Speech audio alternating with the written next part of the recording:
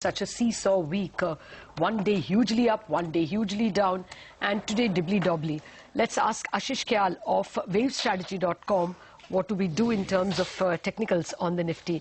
Morning, Ashish. Thank you very much for joining us. What's the strategy on the Nifty? We are not very different from where we were at start of day, just about 10-20 points off. So at this stage, do you recommend preserving your longs, going short for end-of-day trades? Right. Morning, Latha. See, the overall movement of Nifty, not only today, if you check over the past few days or in fact few weeks, price have been just whipsawing around in a narrow band of range. So on the upside, it has been struggling to go above 8650 over past few days, and on the downside, it has been finding support somewhere around 8500. And on a bigger degree, if you look at it, it has been just trying to retrace back the down move which happened from around 8845 levels to near 7540. It is just trying to retrace back. So during this kind of movement, the stocks, only a specific stocks will outperform as we are currently seeing, and the specific stocks will underperform. So unless and until we see a movement above 8730, which is the upper Bollinger Band on the daily chart, if you check, that is a very crucial resistance. So 8730, I would say, is going to be very crucial to cross in order to see any kind of a trending move on upside. And on downside, we have to see some kind of a fall. 8430 has to be breached for the medium-term downtrend to resume back again. So in a nutshell, it's a range-bound market. The strategy should be, when it comes towards the support, which is on downside, the short-term support will be around 8500. One can probably go long, but only for 100-150 points. And if it goes towards 8650, then probably go short with a 50 point of stop loss, and again a bet on the downside towards 8500. So trading strategy should be for the range-bound movement currently. Hi Ashish, you're also recommending a buy on many NBFCs. So you've got a Diwan Housing on your radar, India Bulls Housing Finance is a buy. You also like SKS Micro? Right. See, the reason for selecting these stocks have been, all of these stocks have been outperforming. Secondly, these stocks have been moving independent to the overall market. So it is important to choose the stocks that are moving independent, because the major index is actually not doing anything. Just few days back, we saw Infosys shooting up, Sun Pharma going down, and so the major index stocks have been just all over the places. But it's better to pick up the stocks that have been trending, and we can clearly see these NBFCs have been in a very, very strong trend.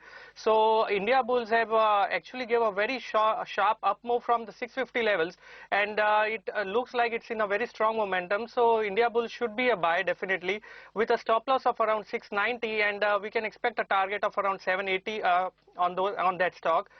The other one is SKS Microfinance. It has been in news over past few days. The movement again on SKS Microfinance has been strong. The momentum is strong. There is still a lot of room left on the RSI if you look at the indicator on the daily chart. So SKS Microfinance looks decent enough to buy, and but one has to keep a stop loss of 535, and we can then expect a target of around 610 levels. Same thing with Diwan Housing. The structure is similar to SKS. And if you check, there has been a 450 neckline over there. It formed an inverse head and shoulder pattern and gave a very strong breakout above the inverse head and shoulder pattern. So it looks like it is going to achieve the target of somewhere around 540, and the stop loss has to be maintained at 468. So stop loss is very important in this market, because in case Nifty falls below 8500 and then eventually breaks 8430, then the pressure will start building up in mid caps as well, which has been outperforming. So stay now with mid caps that are outperforming, but keep a watch on Nifty what it is doing overall. You had IOC also. Right, absolutely. If you look at the oil marketing companies, few days back we recommended HPCL. It has performed fantastically well.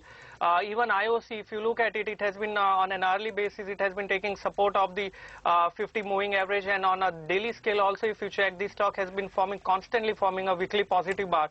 So that's an indication or a precursor for the uptrend. So stay with the trend. The trend is definitely positive in IOC, with a stop loss of around 446, and target we can expect somewhere around 485 on this stock. All right. Okay.